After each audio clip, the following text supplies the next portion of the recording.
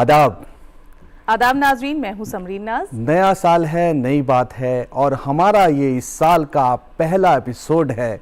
सबसे पहले हमारी पूरी टीम की तरफ से, डीडी उर्दू की तरफ से पूरे मुल्क को इस नए साल की नेक ख्वाहिशात। ये साल आपके लिए सेहतमंद हो, बहुत सारी खुशियाँ आपको मिलें और वो सारी चीज़ें जो आप चाहते हैं अपनी ज़िंदगी में हासिल करना, वो आपको तमाम मिलें, ऐसी हमारी दुआ है। आदाब नाजरीन, मैं हूं फरहान नजम। डीडी उर्दू की बेहद ख़ास पेशकश हेलो डॉक्टर में आपका तहे दिल से खैर मकदम। प्रोग्राम हेलो डॉक्टर में हमेशा हम आपको दिखाते हैं बेहतरीन हमारे वो प्रोग्राम जो आपके लिए बहुत ही कारगर साबित होते हैं और उन प्रोग्राम से आप बहुत सारी चीज़ें, नई नई बातें हासिल करते हैं। तो शुरुआत करते हैं सबरीन, इस नए साल में इस प्रोग्राम का हम यहाँ आगाज़ करते हैं जी। तो आपकी जैसे क्या, कि हमेशा फरहान कहते हैं आप कि हम चाहते हैं कि हमारे इस प्रोग्राम के ज़रिए आप अपनी सेहत का ख़ास ख्याल रखें। देखिए क्या होता है कि फरहान, हमारी जो ज़िंदगी है हमेशा से ही मुख्तलिफ अमराज के निशाने पर रहती है और कोई ना कोई अनचाहा मर्ज़ हमें अक्सर घेर लेता है। ऐसे में हम थोड़ा सा घबरा भी जाते हैं, जबकि मर्ज़ की निशानदेही करके उसका सही इलाज ज़रूरी है, इसकी दरकार है, ना कि घबराने की। बहरहाल नाजरीन, आज हेलो डॉक्टर के इस बेहद ख़ास शुमारे में हम बात करेंगे कि ऐसे ही मर्ज़ की जो जुड़ा होता है हमारे जिस्म के एक छोटे से ऑर्गन से। और ये जो ऑर्गन होता है ना फरहान, ये ऑर्गन कुछ ख़ास काम का भी नहीं होता है, लेकिन फिर भी कभी कभी इसमें कोई परेशानी हो जाती है तो ये एक बहुत बड़ी परेशानी का हामिल भी बन जाता है। हम बात करेंगे आज अपेंडिक्स की। नाजरीन, अपेंडिक्स ये छोटी उंगली की तरह दिखता है, लेकिन इसमें कभी कभी सूजन आ जाती है। ये बहुत ही आम सी बीमारी है अपेंडिक्स की, जिसमें सूजन आती है और इसे हम कहते हैं अपेंडिसाइटिस। नाजरीन, अपेंडिसाइटिस ये क्यों होती है बीमारी और इसका क्या इलाज होना चाहिए, इसकी क्या अलामात हैं? कई बार इसकी अलामात देखी गई हैं कि क़ै आती है, भूख नहीं लगना होता है और जो मरीज़ होता है उसका चलना फिरना भी मुहाल हो जाता है, उसे बेहद शिद्दत का दर्द होता है और लेटने से ही आराम मिलता है। कई मरतबा लोग समझ लेते हैं कि ये कोई ऐसे ही दर्द है तो कोई पेन किलर खा लेते हैं, लेकिन पेन किलर खाना या फिर किसी तरीके की कोई दवा लेना ये इसका इलाज नहीं है। फ़ौरन डॉक्टर की तरफ रुजू करना बेहद ज़रूरी है। तो ये आज का जो मौजू है वो है अपेंडिक्स से जुड़ा हुआ, इसमें सूजन क्यों आती है और इसका क्या इलाज मुमकिन है। इसी पर रोशनी डालने के लिए हमारे स्टूडियो पर मौजूद है आज इस एक्सपर्ट्स का एक ख़ास पैनल। करवाएंगे आपका उनसे तारुफ, और अगर आप भी इस मौजू के बारे में मज़ीद और जानकारी हासिल करना चाहते हैं तो हमसे लाइव राब्ता कायम कर सकते हैं। हमारे टोल फ्री नंबर पर हमें कॉल कीजिए। तो चलिए इस प्रोग्राम का बाज़ाब्ता आगाज़ करें, इस सिलसिले को आगे बढ़ाएं। इससे पहले नज़र डाल लेते हैं इस खास रिपोर्ट पर।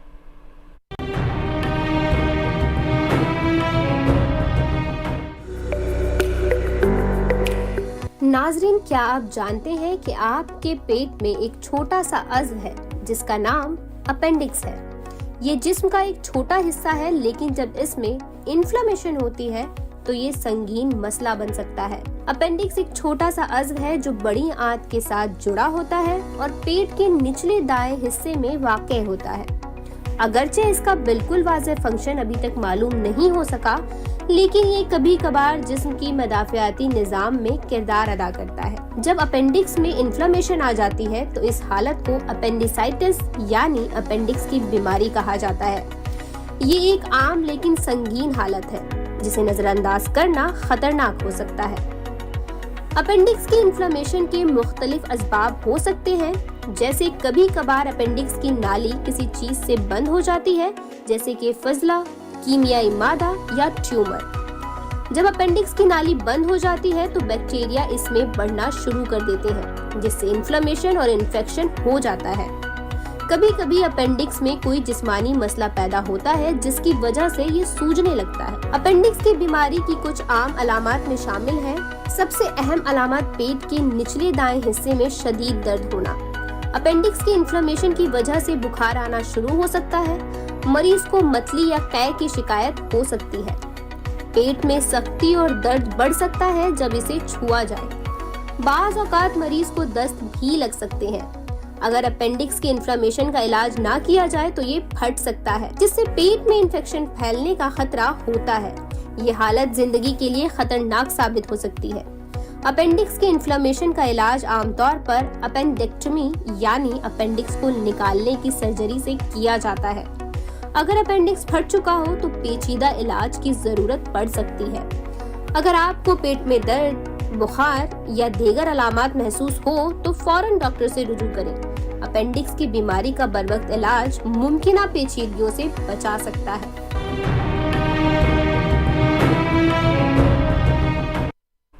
तो जैसा कि हमने इस रिपोर्ट में भी देखा कि अपेंडिक्स में अगर सूजन आ गई है और इसे फ़ौरन नहीं समझा जाता, इसके अलामात को नहीं पहचाना जाता, तो कई बार ये पेट में फट भी सकता है, जिससे कि इन्फेक्शन स्प्रेड होने के चांसेस भी बढ़ जाते हैं। ये बहुत ख़तरनाक हो सकता है। अगर पेट में अपेंडिक्स फट जाता है तो ये बहुत बड़ी इमरजेंसी हो जाती है और ऐसे वक्त में फ़ौरन किसी अच्छे हॉस्पिटल की, किसी अच्छे डॉक्टर की बेहद ज़रूरत होती है। तो बेहतर यह है अगर कभी भी इस तरह की परेशानी होती है तो उससे फ़ौरन समझ जाइए, अच्छे डॉक्टर के पास जाइए और उसका पूरा इलाज कीजिए।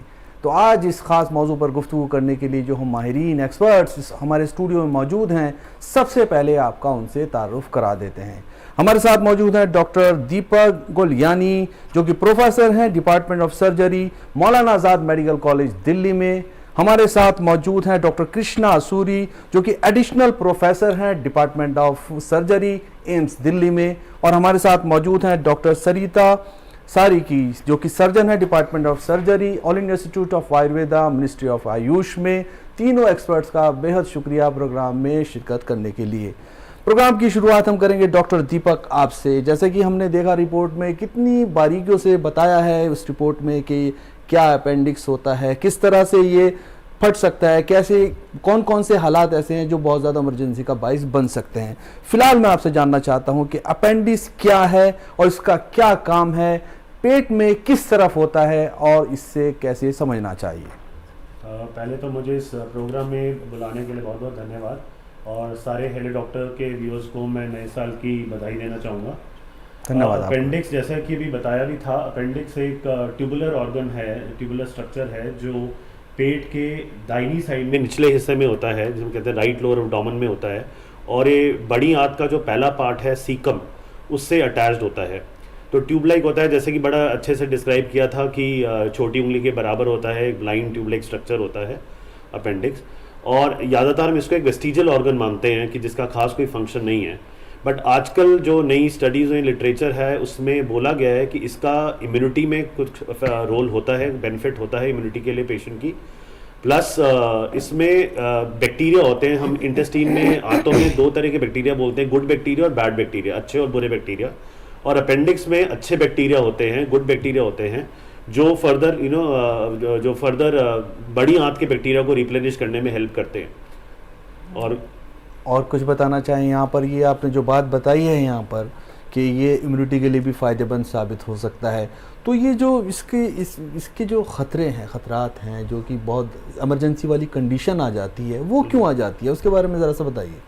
कई बार क्या होता है, अपेंडिक्स के अंदर उसमें रुकावट आ जाती है, उसकी जो नाली है उसके अंदर कोई अपेंडिकोलिथ, हम फीकोलिथ बोलते हैं, जो हार्ड स्टूल का एक टुकड़ा सा उसमें फंस जाता है। या कई बार कुछ कीड़े होते हैं, एंट्रोपीज वर्मिकुलरिस, या कई बार कोई कैंसर की ग्रोथ के कारण भी अपेंडिक्स का जो ल्यूमन होता है, उसकी नाली है, उसमें रुकावट आ जाती है। उसमें रुकावट आने के कारण उसके अंदर बैक्टीरिया प्रोलिफरेट करना शुरू करते हैं, मल्टीप्लाई करना शुरू कर देते हैं, जो इन्फेक्शन करते हैं। और उस इन्फेक्शन के कारण अपेंडिक्स में सूजन आनी शुरू हो जाती है, जिसे हम अक्यूट अपेंडिसाइटिस बोलते हैं, जो कि बहुत कॉमन है।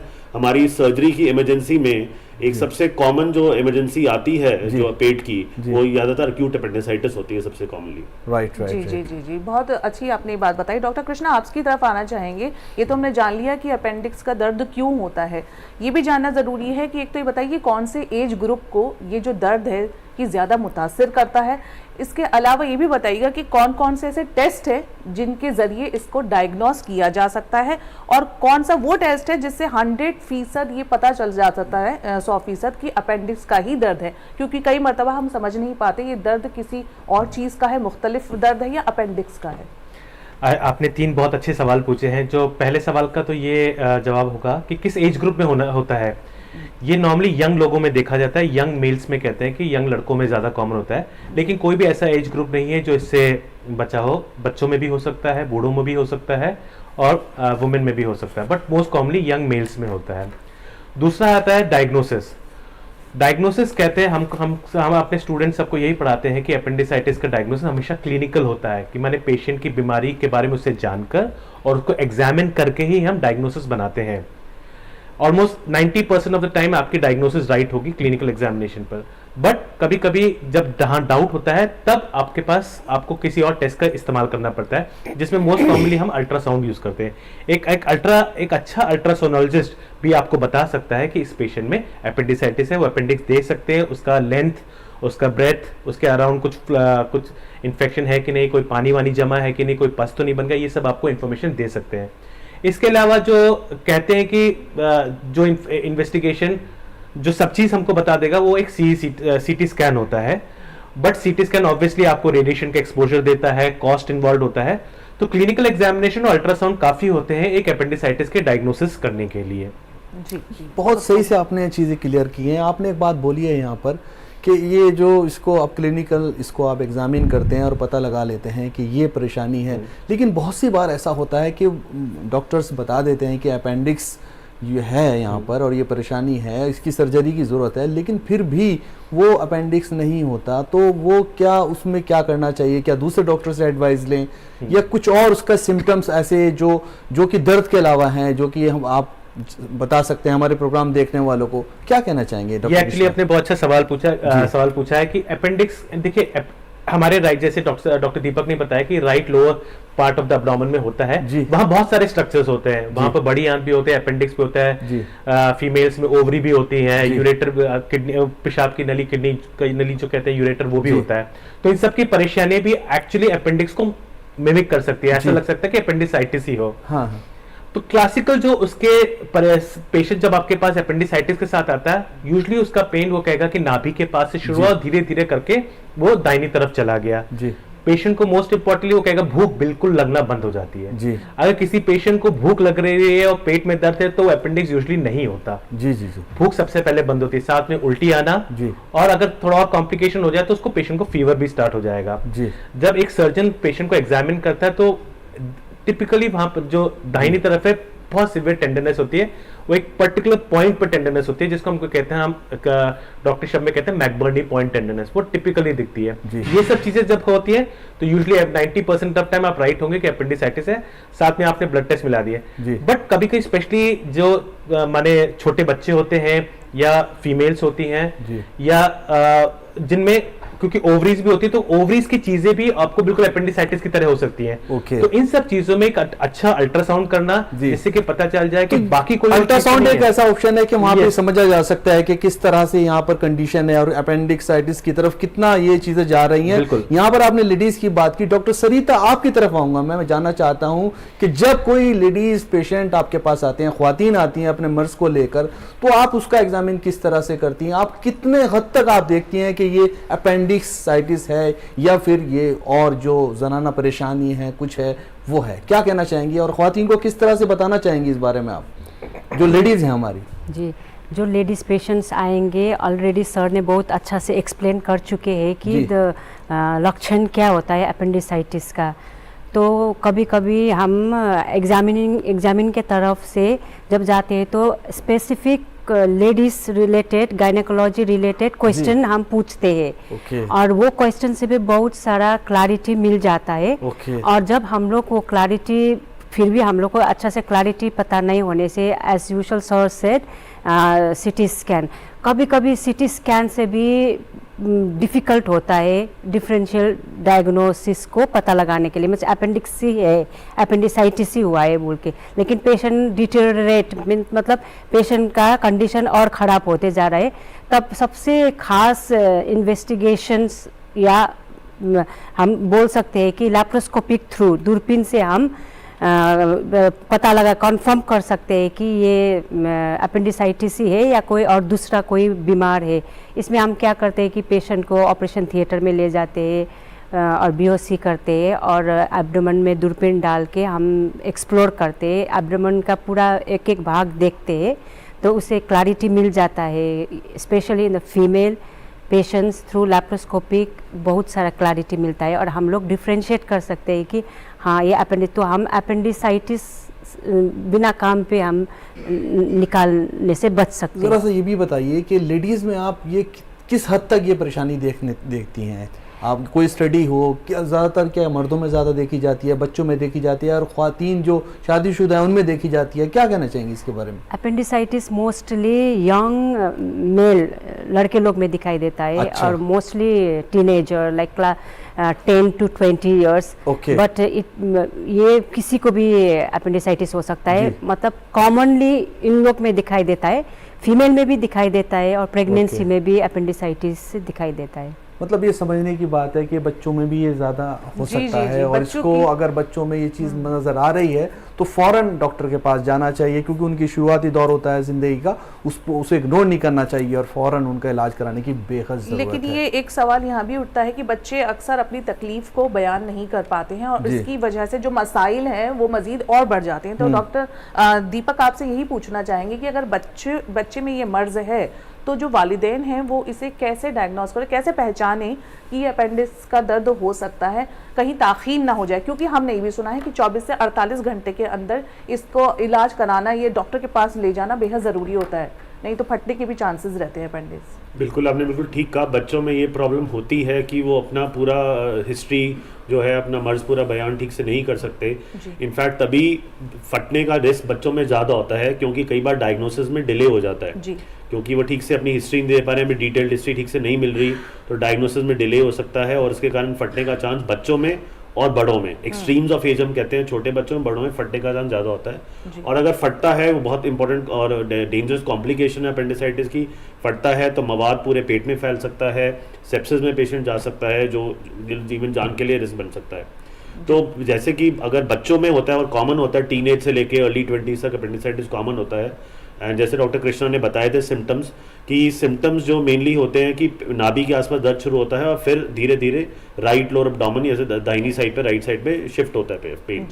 और साथ में नाउजिया हो सकता है, उल्टी का मन हो सकता है, उल्टी हो सकती है, भूख ना लगना एक बहुत इंपॉर्टेंट सिम्टम होता है स्पेशली बच्चों में।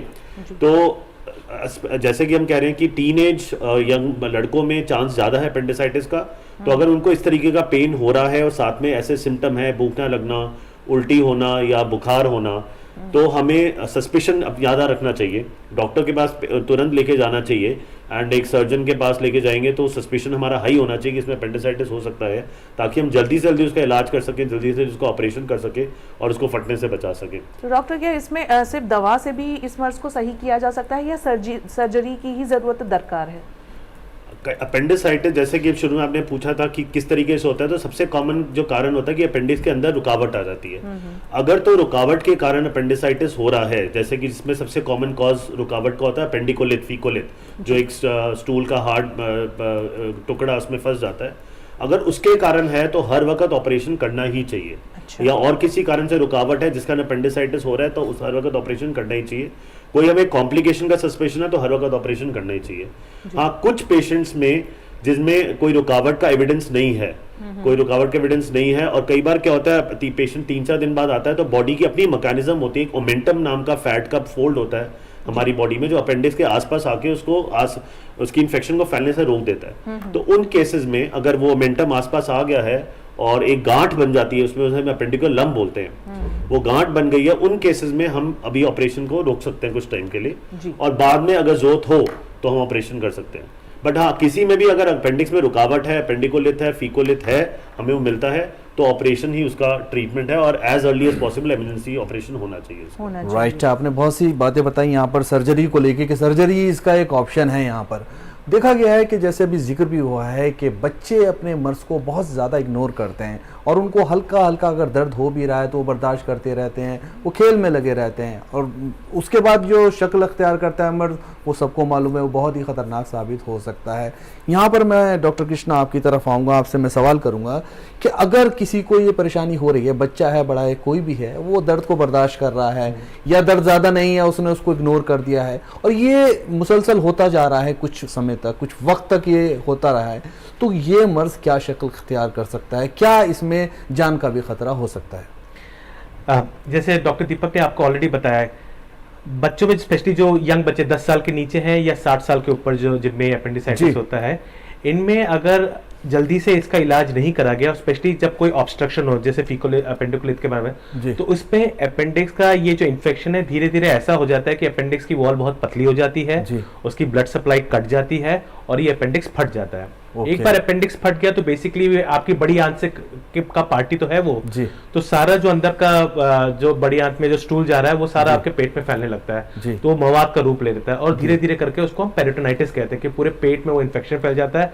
पेट से फिर वो आपके ब्लड में जा सकता है और आप सेप्सिस में जा सकते हैं। ओके। तो फाइनली जान का खतरा भी हो सकता है। ओके। हालांकि जान का खतरा लेस देन मैं कहूंगा बहुत कमी के साथ देखा गया है। ओके। बट हाँ एक है कि अगर नहीं करा गया आजकल के जमाने में, क्योंकि कोई भी पेट दर्द के साथ आता है, लोग कहते हैं कि गैस्ट्रोएंटाइटिस से कुछ है तो एंटीबायोटिक तो दे ही देते हैं जी। तो इसलिए जो मोर्टेलिटी हम आज से मैं क्या 40 साल पहले या 50 साल पहले देखते थे जी। वो अब नहीं देखते हम लोग। ओके। बट हाँ फिर भी अगर इसको नहीं सही से टैकल करा गया तो ये मौत का कारण भी तो बन बहुत सकता ज्यादा सुधार है चीजों में। एक चीज आप ये बताइए, अभी एक एक्सपर्ट बता रहे हैं कि यहाँ पर अगर ये फट जाता है तो जिसमें मवाद फैलने का खतरा रहता है। ये तो बात हो गई एक एक्सपर्ट की, जो कि जानते हैं सब कुछ, मेडिकल साइंटिस्ट जिनको पूरी नॉलेज है। अब हम बात करते हैं उन लोगों की जिन्हें नॉलेज नहीं है और उनके यहाँ कोई मरीज है, उसके साथ परेशानी हो गई है, उसका अपेंडिक्स फट गया है, तो उसके क्या सिम्टम्स हैं, अलामात हैं और उसको क्या करना चाहिए फौरन, ये बताइएगा।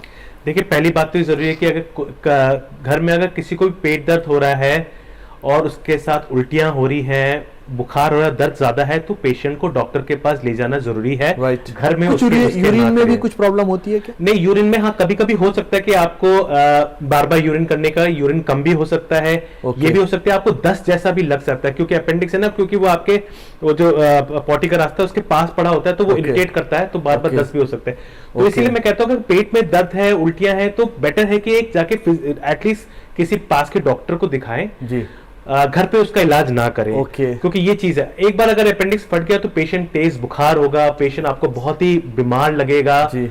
उसकी सांसें चढ़ रही होंगी, ओके। उसकी पल्स बहुत धीमी होगी, क्योंकि ये सब चीजें हो जाती हैं अगर राइट। कॉम्प्लिकेशन हो जाता है तो। अच्छा, तो फिर इलाज में क्या उसका, किस तरह से क्या तरीका कार है इलाज का जब फट जाता है वो अपेंडिक्स? देखिए पहला इलाज तो अपेंडिक्स का है कि सर्जरी ही उसका इलाज है। ओके। और सर्जरी कितने में देर की सर्जरी होती है, कितने उसमें क्या होता है, जरा से भी बताएं। देखिए जब आजकल दूरबीन विधि द्वारा इसकी सर्जरी हो जाती है। ओके, कट लगाने की जरूरत नहीं हाँ, है। 90-95% केसेस में दूरबीन विधि और कामयाब है वो पूरी तरीके से? कामयाब है। ओके। आपके मेरे ख्याल से जो वीडियो में भी दूरबीन द्वारा ही उसको काटते हुए दिखाया गया है। जी।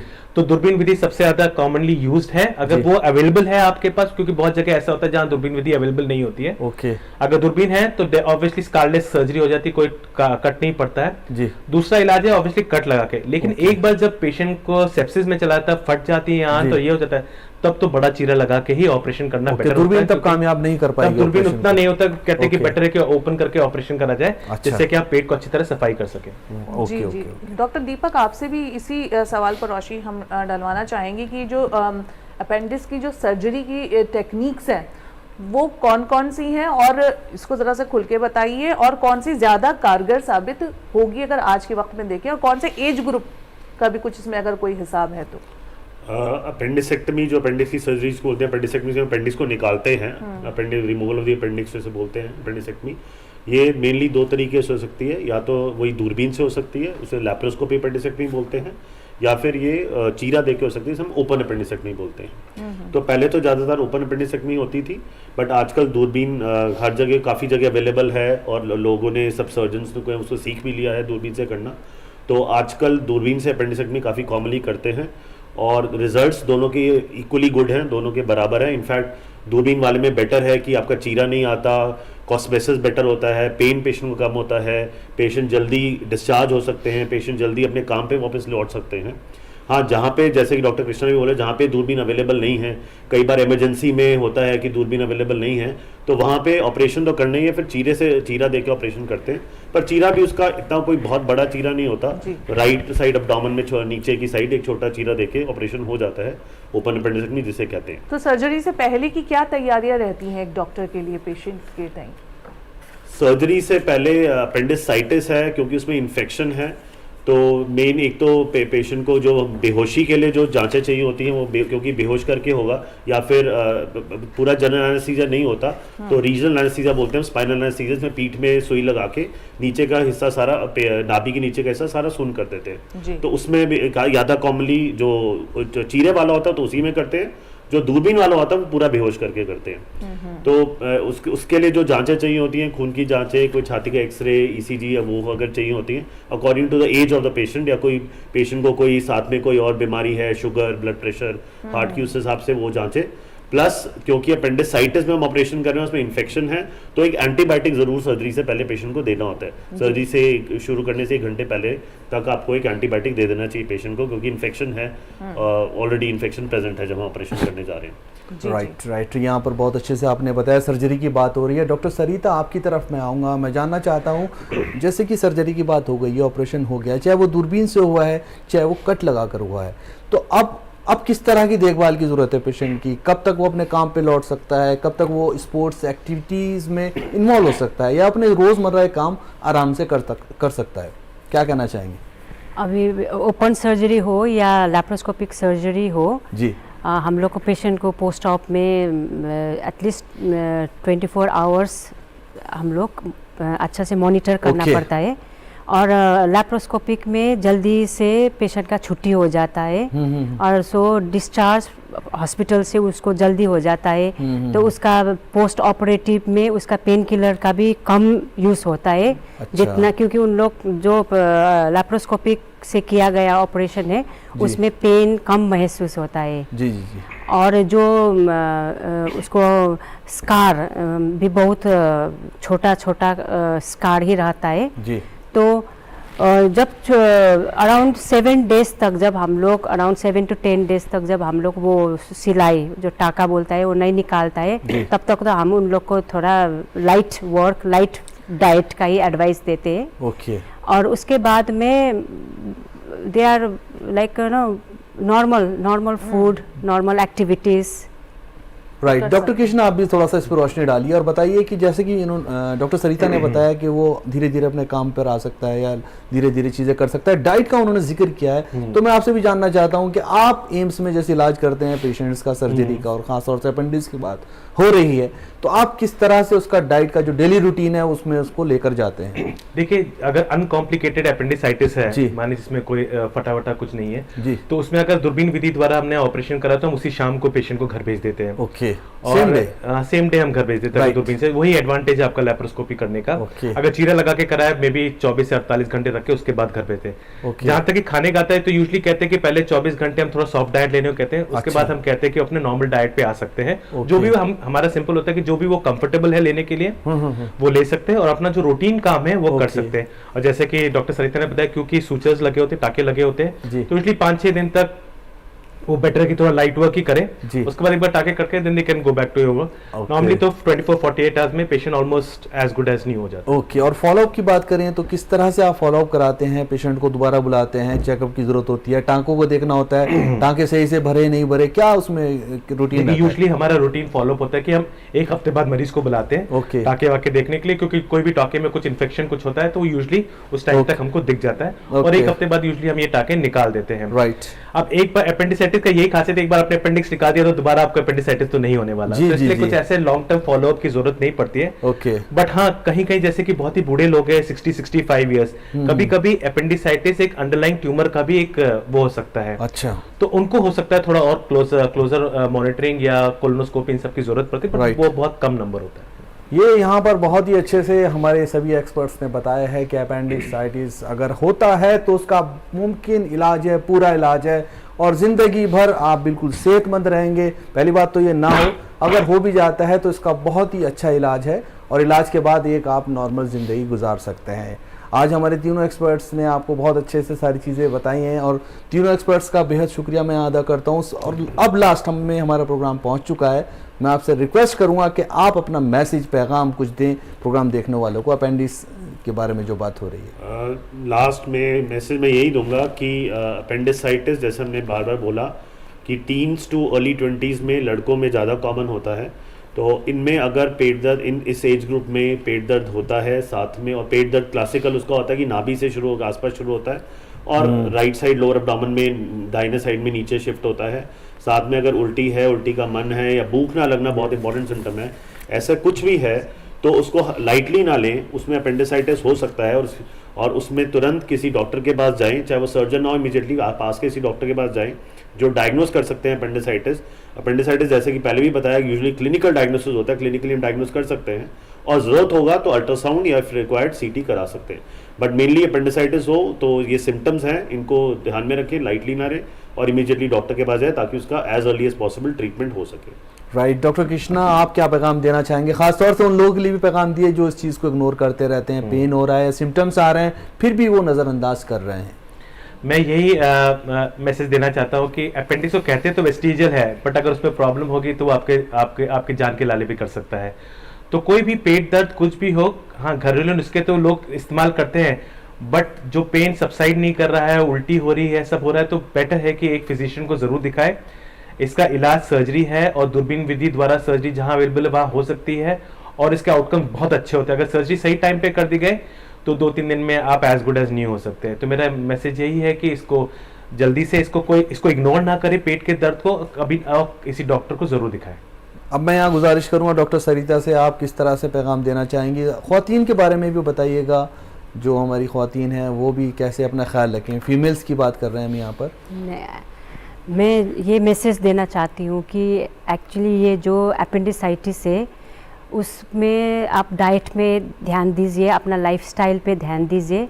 डाइट में जो डाइटरी फाइबर कम होने से या तो ये फाइन कार्बोहाइड्रेट, मीट, मसाला ज़्यादा होने से, जो हम वेस्टर्नाइजेशन ऑफ फूड बोलते हैं कि आजकल डाइट लाइफस्टाइल ऐसा हो गया है, बहुत से लोग बाहर का खाना खाना पसंद करता है, लेकिन हमें ये ध्यान रखना चाहिए कि बाहर के खाना में ज़्यादा तौर में मिर्च, मसाला, मीट, मैदा और बार बार यूज़ किया हुआ तेल, ये सब यूज़ करके ये जो खाना खाते हैं ये बहुत इम्पोर्टेंट कारण बन जाता है। ये आंत से लेकर ये इंटेस्टाइन आई मीन ये अपेंडिक्स तक का ये असर पड़ सकता है। तो आप जितना हो घर का खाना खाने का कोशिश कीजिए। और I have advice for pregnant ladies, उसका दर्द जो पेट के नीचे के राइट हिस्सा पे नहीं होता है, ये यूट्रस बढ़ने के वजह से थोड़ा अपेंडिक्स ऊपर खिंचा हुआ होता है, तो उसका दर्द थोड़ा ऊपर हो सकता है। उस जगह में अक्यूट पेन होने से आप तुरंत डॉक्टर का एडवाइस लीजिएगा। राइट मैं समझता हूँ कि ये जो बातें बताई हैं ये समझने की बेहद ज़रूरत है। पहली बात तो ये कि सही डायग्नोज होना बहुत ज़रूरी है कि अपेंडिक्स है भी नहीं, अपेंडिसाइटिस है भी नहीं। दूसरी बात ये है कि जो जैसे कि डॉक्टर्स ने बताया कि अगर हो भी गया है तो घबराने की ज़रूरत नहीं है, बहुत अच्छा इलाज है और सारी ज़िंदगी आप एक नॉर्मल ज़िंदगी गुजार सकते हैं। और लास्ट में जैसे डॉक्टर सरिता ने बताया, बहुत ही अच्छी बात बताई है कि आप अपने घर का खाना खाइए। हमेशा सभी डॉक्टर्स कहते हैं और हमारी भी ये हॉलिडे डॉक्टर की टीम की तरफ से हम आपसे गुजारिश करते हैं, ज़रा सा बाहर के खाने को अवॉइड कीजिए, क्योंकि जो हमारे घर का खाना है एकदम साफ़ खाना है, हेल्दी खाना है, वो खाएंगे तो उम्मीद ये की जाती है कि हम कम बीमार होंगे। हो सकता है कि ना भी हो। तो आज के इस शुमारे में जिस तरह से आज के एपिसोड में आपने ये सारी अच्छी बातें बताई हैं हमारे प्रोग्राम देखने वालों को, इसके लिए आपका बेहद शुक्रिया। पूरे हेलो डॉक्टर की टीम की तरफ से मैं शुक्र अदा करता हूँ आपका। तीनों ही एक्सपर्ट का एक बार फिर से बहुत बहुत शुक्रिया। और जैसे कि नाज़रीन, हमेशा हम आपको कहते हैं कि अगर आपके भी जहन में कोई सवाल है और हेलो डॉक्टर के ज़रिए आप अपने सवालातों के या अपने जो अमराज है उनके हल ढूंढना चाहते हैं तो आप हमसे लाइव रब्ता कर सकते हैं। और हमारे जो प्रोग्राम है, इसके अलावा आप हमारा जो ये प्रोग्राम है डीडी उर्दू के यूट्यूब चैनल पे भी देख सकते हैं। साथ ही हमें ईमेल भी कर सकते हैं। हमारी ईमेल आईडी है hellodoctor@gmail.com। नाज़रीन, हमेशा हम आपको बताते हैं जैसे कि फरहान कि हमारा नेक्स्ट टॉपिक या नेक्स्ट जो मौजू है, अगला मौजू वो क्या होने वाला है। देखिए, सर्दियां जो हैं वो आ चुकी हैं, इसकी आबद हो चुकी है और अक्सर हमने लोगों को ये शिकायत करते हुए सुना है कि जो उनकी जिल्द है वो रूखी और बेजान सी हो गई है, ड्राइनेस बहुत ज़्यादा बढ़ गई है। तो परेशान रहते हैं अक्सर लोग कि सर्दियों में ख़ास तौर से कैसे अपनी जिल्द का ख़ास ख्याल रखा जाए, क्या खाएं, कैसी ग़िज़ा लें, कितना पानी पिएं, क्योंकि प्यास भी सर्दियों में बहुत कम लगती है। तरह तरह के प्रोडक्ट्स, मॉइस्चराइज़र्स, क्रीम्स और लोशन मार्केट में हैं, उनका इस्तेमाल करने के बावजूद भी हमारी जिल्द बहुत बेजान रहती है। तो इसी तरीके की बहुत सारी जो परेशानियां हैं वो हम हेलो डॉक्टर के अगले शुमारे में शामिल करेंगे। बहुत ही ये हमारा अच्छा टॉपिक रहेगा, क्योंकि जो इस टाइम तो सर्दी पूरे शबाब पर है अपने जी। और हम देख रहे हैं कि लोगों को स्किन की तरह तरह की परेशानी हो रही है। तो ऐसे में एक समझना चाहिए कि क्या खाएं क्या ना खाएं, जैसे कि समरीन ने बताया है। और पानी की तो बहुत ही ज़्यादा ज़रूरत होती है, क्योंकि हम अक्सर कम पसीना कम निकलता है तो पानी भी कम ज़रूरत पड़ती है। तो इसको समझना चाहिए और ये बहुत ही तो ये जो खास जिल्द से टॉपिक जुड़ी होगा। हुई बहुत सारी जो इश्यूज हैं उन्हीं पर हम अपने अगले एपिसोड में रोशनी डालेंगे। हमारा कीजिए थोड़ा सा इंतजार और टिप्स ऑफ द वीक के साथ आपको छोड़े जा रहे हैं। दीजिए इजाजत, आदाब। ऐसी ग़िज़ा खाएं जिसमें फाइबर ज्यादा हो, जैसे फल, सब्जियां और अनाज। दिन भर में वाफिर मिक़दार में पानी पीने की आदत डालें ताकि हाजमा बेहतर रहे और अपेंडिक्स के मसाइल से बचा जा सके। जंक फूड और तेल में तली हुई अशिया निज़ाम हाजमा पर बोझ डाल सकती है। कोशिश करें कि घर का साफ और मुतवाज़िन खाना खाएं। रोजाना हल्की फुल्की वर्जिश करें ताकि निज़ाम हाजमा दुरुस्त रहे और पेट के मसाइल पैदा ना हो। खाने को आराम से और अच्छी तरह चबा कर खाएं ताकि हाजमा बेहतर हो और मैदे पर दबाव ना पड़े। वक्त पर खाने की आदत अपनाएं और ज्यादा देर भूखा ना रहें ताकि मैदा सेहतमंद रहे। अगर आपके पेट में मुसलसल दर्द हो या हाजमे के मसाइल पेश आएं तो फौरन डॉक्टर से रुजू करें।